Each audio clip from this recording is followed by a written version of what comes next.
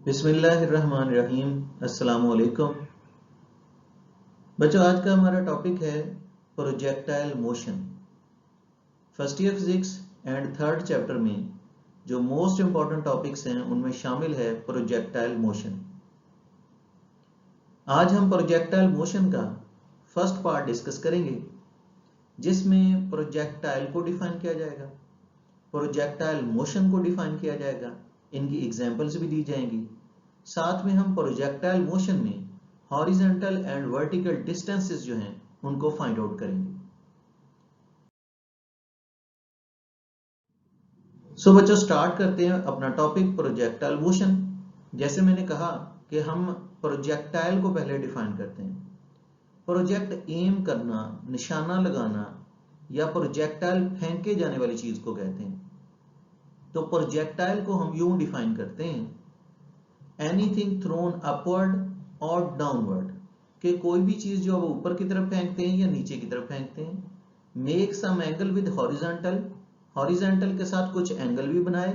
Then fall freely under the action of gravity, फिर वो object under the action of gravity freely fall करे, that is called projectile. उसको हम projectile कहते हैं। ये बच्चों प्रोजेक्टाइल मोशन नहीं, प्रोजेक्टाइल की डेफिनेशन हम कर रहे हैं। प्रोजेक्टाइल मोशन की डेफिनेशन जो है हम टॉपिक के एंड में करेंगे।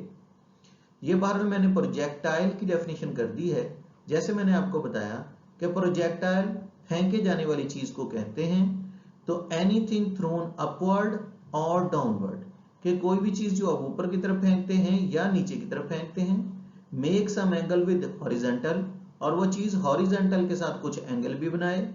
And fall freely under the action of gravity, और फिर वो object under the action of gravity freely fall करे, दैट इज कॉल्ड प्रोजेक्टाइल।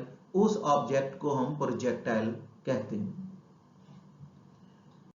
बच्चों, प्रोजेक्टाइल को समझने के बाद अब हम अपना टॉपिक डिटेल में डिस्कस करते हैं कि प्रोजेक्टाइल मोशन क्या है। प्रोजेक्टाइल के बारे में तो हम जान चुके हैं, अब प्रोजेक्टाइल मोशन को डिस्कस करेंगे। Up till now we have been studying the motion of an object along a straight line. अभी तक जो हम किसी ऑब्जेक्ट, किसी भी पार्टिकल की मोशन स्टडी करते रहे हैं, वो मोशन थी ऑब्जेक्ट की अलोंग अ स्ट्रेट लाइन पे मोशन थी, यानी मोशन इन वन डायमेंशन। जब स्ट्रेट लाइन पे मोशन होगी, अलोंग वन एक्सिस मोशन होगी, तो उसे वन डायमेंशनल मोशन ही कहा जाएगा। फर्स्ट ईयर फिजिक्स में बच्चे जानते होंगे, इससे पहले ये टॉपिक करवाया जा चुका है, elastic collision in one dimension, जिसमें बॉल्स सिर्फ एक डायमेंशन यानी एक एक्सिस के साथ मूव कर रही थी। तो यहीं से हमारे टॉपिक का स्टार्ट होता है कि up till now we have been studying the motion of a particle, कि अभी तक तो हम एक ऐसे पार्टिकल की मोशन स्टडी करते रहे, एक ऐसे ऑब्जेक्ट की मोशन स्टडी करते रहे हैं अलोंग अ स्ट्रेट लाइन, जो स्ट्रेट लाइन पे मूव कर रहा था। ये कहलाती है motion in one dimension, one dimensional motion कहलाती है। बट नाउ वो study the motion of a ball, लेकिन अब हम एक ऐसे बॉल की, एक ऐसे ऑब्जेक्ट की मोशन स्टडी करेंगे which is throne horizontally from certain height, जिसको हॉरिजेंटली एक सर्टन हाइट से फेंका जाएगा। Which is throne horizontally from certain height, जिसको हॉरिजेंटली एक खास बुलंदी से फेंका जाएगा। तो जैसे आप फेंकेंगे, इट इज ऑब्जर्व, आप मुशाहिदा करेंगे कि जो बॉल आप फेंकेंगे इट विल मूव फॉरवर्ड, वो आगे के तो जाएगी, फॉल डाउनवर्ड, नीचे भी गिरेगी।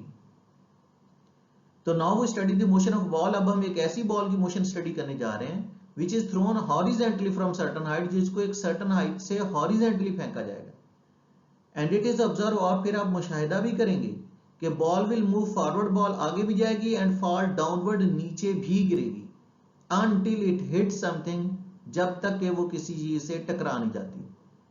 बच्चों, ये जो बात मैंने आपके सामने 2 दफा दोहराई है, इस पे जरा गौर करें कि ball will move forward, ball आगे तो जा रही है, फॉल डाउनवर्ड, नीचे भी गिर रही है।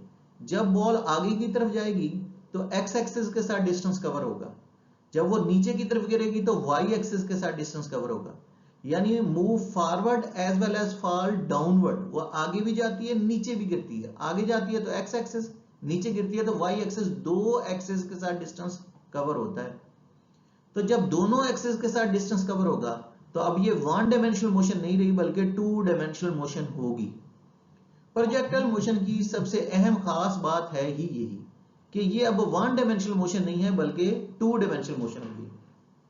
तो now we are going to study the motion of ball. तो अब हम एक ऐसी बॉल की मोशन लेने लगे हैं विच इज थ्रोन हॉरिजेंटली, जिसको हॉरिजेंटली फेंका जा रहा है फ्रॉम सर्टन हाइट, एक खास बुलंदी से, and ball will move forward, ball आगे तो जाती है, फॉल डाउनवर्ड, नीचे भी गिरती है, यानी हॉरिजेंटली वर्टिकली दोनों डिस्टेंस कवर करती है। तो ये 2 डायमेंशनल मोशन हो जाएगी अनटिल इट हिट्स समथिंग, जब तक कि वो किसी चीज से टकरा नहीं जाती। सपोज अब फर्ज कर लेते हैं कि एग्जांपल की मदद से हम लोग इस चीज को क्लैरिफाई करते हैं। Suppose the ball leaves the hand of thrower point A at point A, कि फर्ज कर लो कि बॉल थ्रोअर से यानी फेंकने वाले के हाथ से पॉइंट ए से निकली है, and its velocity at that instant is complete horizontal, और उस वक्त इसकी वेलोसिटी मुकम्मल तौर पर हॉरिजॉन्टल है, and let it be vx, और फर्ज कर लो कि उसका नाम हम vx रख लेते हैं।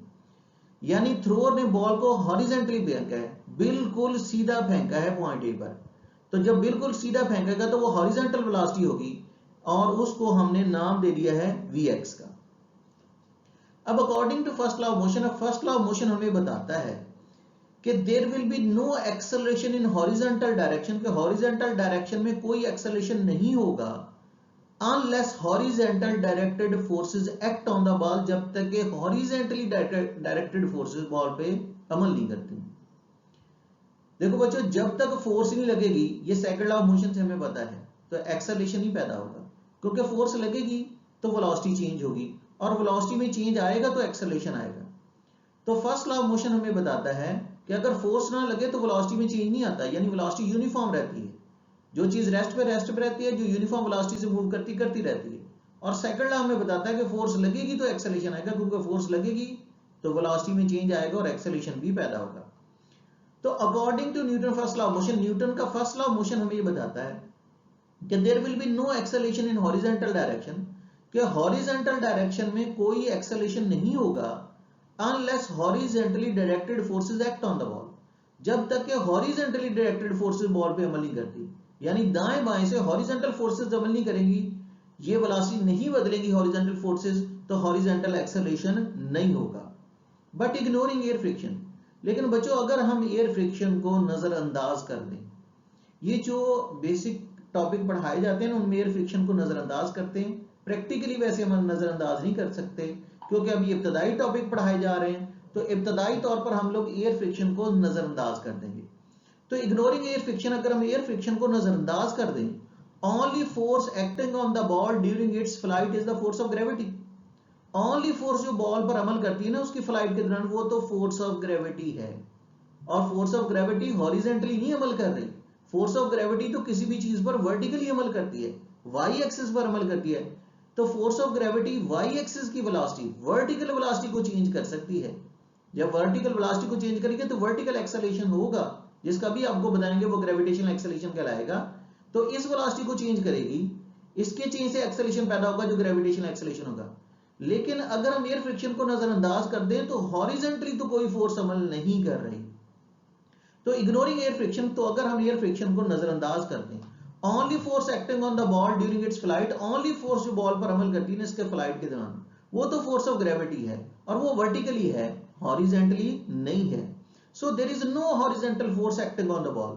तो हॉरिजॉन्टली तो बच्चों बॉल के ऊपर कोई फोर्स ही नहीं अमल कर रही, हॉरिजॉन्टली कोई फोर्स अमल नहीं कर रही बॉल के ऊपर। अगर हॉरिजॉन्टली कोई फोर्स अमल नहीं कर रही, तो जो हॉरिजॉन्टल कंपोनेंट ऑफ वेलोसिटी है ना vx, horizontal component of velocity remain unchange, ये अनचेंज ही रहेगा। हॉरिजॉन्टल कंपोनेंट ऑफ वेलोसिटी में कोई चेंज नहीं आएगा, वो vx ही रहेगा until the ball hit something, जब तक कि बॉल किसी चीज से टकरा नहीं जाती। तो इट मींस कि हॉरिजॉन्टल जो मोशन है ना बॉल की, इट्स क्वाइट सिंपल, ये बिल्कुल सिंपल है। अगर शुरू में आपने उसको हॉरिजॉन्टल वेलोसिटी की बात हो रही है, वो vx दी है ना, तो अप टिल एंड जो है ना वो vx ही रहनी है, हॉरिजॉन्टल वेलोसिटी ने चेंज ही नहीं होना। तो हॉरिजॉन्टल वेलोसिटी ने चेंज नहीं होना, तो वेलोसिटी में चेंज ही एक्सेलरेशन कहलाता है। जब हॉरिजॉन्टल वेलोसिटी चेंज नहीं होगी तो हॉरिजॉन्टल एक्सेलरेशन जो है वो जीरो ही रहेगा, यानी बॉल मूव करेगी constant horizontal component of velocity से। हॉरिजॉन्टल कंपोनेंट ऑफ वेलोसिटी इसका कांस्टेंट रहना है अंटिल इट हिट समथिंग, जब तक ये किसी चीज से टकरा नहीं जाती, हॉरिजॉन्टल एक्सेलरेशन जीरो रहेगा। ये बड़ा ही इंपॉर्टेंट पॉइंट है बच्चों, ये जरूर याद रखिएगा प्रोजेक्टाइल मोशन में कि हॉरिजॉन्टली जब फोर्स ही नहीं लगती, तो horizontal component of velocity change नहीं होगा। अगर हम एयर फ्रिक्शन को नजरअंदाज कर दें, हॉरिजॉन्टली फोर्स नहीं लगती, तो horizontal component of velocity change नहीं होता until the ball hit something, जब तक बॉल किसी चीज को हिट नहीं कर जाती। तो प्रोजेक्टाइल मोशन में हॉरिजॉन्टल कंपोनेंट वेलोसिटी चेंज नहीं होता, यानी हॉरिजॉन्टल एक्सेलरेशन 0 रहेगा, क्योंकि वेलोसिटी चेंज ही नहीं हुई। तो अब हम हॉरिजॉन्टल डिस्टेंस जो है वो फाइंड आउट कर सकते हैं। क्योंकि ax 0 है तो आप एक सिंपल सी इक्वेशन यूज कर सकते हैं, सेकंड इक्वेशन मोशन भी यूज कर सकते हैं। ये एक सादा इक्वेशन, इसमें एक्सेलरेशन होता ही s is equal to va vt average velocity multiply by time. तो s की जगह तो हम लोग x लिख देंगे, s की जगह x लिख दिया। एवरेज वेलोसिटी हमें फाइंड आउट करने की जरूरत नहीं है, वैसे आप फाइंड आउट कर सकते हैं। इनिशियल हॉरिजॉन्टल वेलोसिटी कितनी है vx, फाइनल भी कितनी है vx, दोनों vx को ऐड करके 2 से डिवाइड करेंगे एवरेज निकालने के लिए। तो vx प्लस vx2 है, vx हो जाएगा डिवाइड बाय 2 करेंगे तो vx आ जाएगा। जब चेंज ना हो तो एवरेज वही रहता है, तो s is equal to x हो जाएगा, vav की जगह vx लिख दें मल्टीप्लाई बाय t, तो हॉरिजॉन्टल डिस्टेंस जो है ना x is equal to vxt हो जाएगा। ये हमने हॉरिजॉन्टल डिस्टेंस प्रोजेक्टाइल मोशन में हॉरिजॉन्टल डिस्टेंस फाइंड आउट कर लिया है। बच्चों अब हम वर्टिकल मोशन की तरफ आएंगे जो y एक्सिस के साथ है। वर्टिकल मोशन जो है ना बॉल की, वो भी कोई इतनी कॉम्प्लिकेटेड तो नहीं है। जो बॉल मूव करती है ना नीचे की तरफ, नीचे की तरफ वो उसकी वेलोसिटी चेंज होती है। अभी मैंने आपको बताया था कि वर्टिकली यानी y एक्सिस के साथ तो फोर्स लगती है, और वो कौन सी है, फोर्स ऑफ ग्रेविटी। तो y एक्सिस के साथ चूंकि फोर्स ऑफ ग्रेविटी लगती है तो y एक्सिस वाली वेलोसिटी vy चेंज होगी। तो वेलोसिटी में चेंज आएगा तो एक्सेलरेशन भी होगा y एक्सिस के साथ, और वो ग्रेविटेशनल एक्सेलरेशन कहलाएगा। तो जो वर्टिकल मोशन है बॉल की, वो भी इतनी कॉम्प्लिकेटेड नहीं है। बॉल एक्सेलरेट करती है downward under the action of force of gravity, नीचे की तरफ एक्सेलरेट करती है, y एक्सिस के साथ एक्सेलरेट करती है under the action of force of gravity. और y एक्सिस के साथ वेलोसिटी में चेंज की वजह से जो एक्सेलरेशन होता है उसको ग्रेविटेशनल एक्सेलरेशन कहते हैं। मोरओवर जब हमने बॉल को फेंका था, अभी आपको बताया था ना कि पॉइंट ए पे बॉल जब फेंकी गई थी तो उस वक्त उसकी कंप्लीट वेलोसिटी हॉरिजॉन्टल थी, वर्टिकली हमने नहीं फेंका था, तो इनिशियल वर्टिकल वेलोसिटी 0 है। तो s is equal to y यानी वर्टिकल डिस्टेंस हमें फाइंड आउट करना है। तो सेकंड इक्वेशन मोशन यूज करें, s is equal to vit plus 1/2 at square. ये y सबस्क्रिप्ट इसलिए यूज किया कि अब हम y एक्सिस के साथ काम कर रहे हैं। तो s की जगह y लिखें, vi initial vertical velocity y axis के साथ काम हो रहा है तो vi लिख दें इंटू t प्लस 1/2 ay किसके इक्वल बताया है, g के 1/2 gt स्क्वायर। लेकिन हमारे पास इनिशियल वर्टिकल वेलोसिटी भी 0 है ना, तो नेक्स्ट स्टेप में y तो वैसे लिखेंगे, vi की जगह 0 लिखेंगे, 0 मल्टीप्लाई बाय t ये 0 ही हो जाना है, प्लस 1/2 gt स्क्वायर। तो वर्टिकल डिस्टेंस भी फाइंड आउट हो गया 1/2 gt स्क्वायर। बच्चों देखो हमने प्रोजेक्टाइल मोशन में दोनों डिस्टेंस फाइंड आउट कर लिए हैं। इक्वेशन 1 में हमने हॉरिजॉन्टल डिस्टेंस और इक्वेशन 2 में वर्टिकल डिस्टेंस फाइंड आउट किया, यानी इसने हॉरिजॉन्टली वर्टिकली दोनों डिस्टेंस कवर किए हैं, इसलिए तो प्रोजेक्टाइल मोशन 2 डायमेंशनल मोशन कहलाती है। प्रोजेक्टाइल मोशन 2 डायमेंशनल मोशन कहलाती है, तो हम इसको ऐसे ही डिफाइन करते होते हैं प्रोजेक्टाइल मोशन को, कि projectile motion is 2 dimensional motion under constant acceleration due to gravity. तो ये टेक्स्ट में दी गई है पेज 62 पे कि projectile motion is 2 dimensional motion under constant acceleration due to gravity. लेकिन बच्चों ये इसकी अब कुछ मैं एग्जांपल बता दूं कि ये जरूरी नहीं होता कि बॉल को हमने हॉरिजॉन्टली इनिशियल वेलोसिटी से फेंकना था, क्योंकि हमने एग्जांपल जो कंसीडर की थी उसमें हमने बॉल को हॉरिजॉन्टली फेंका था विद सम इनिशियल वेलोसिटी, लेकिन ये कोई जरूरी नहीं होता, बल्कि ball thrown by cricketer, bullet fired from the gun, ये तो नीचे से ऊपर की तरफ जा रहे होते हैं, हम ऊपर से भी नीचे फेंक सकते हैं। तो ball thrown by cricketer, bullet fired from the gun, bomb fire from the cannon, इसी तरह से missile fired from the launching pad, all are projected at some angle with horizontal. ये सब की सब चीजें हॉरिजॉन्टल के साथ कुछ एंगल बनाते हुए ऊपर की तरफ जाती हैं, और ये सब के सब प्रोजेक्टाइल ही कहलाते हैं। तो जैसे मैं आपको बता रहा हूं ये सब एग्जांपल प्रोजेक्टाइल की हैं। Football kicked off by player, ball thrown by cricketer, bullet fired from the gun, missile fired from the launching pad, all are projectile because they are all projected at some angle with horizontal. मैंने शुरू में definition में बताया था ना कि anything thrown upward और downward, कोई भी चीज नीचे से ऊपर फेंकोगे या ऊपर से नीचे फेंकोगे, make some angle with horizontal, fall freely under the action of gravity, वो सब प्रोजेक्टाइल है।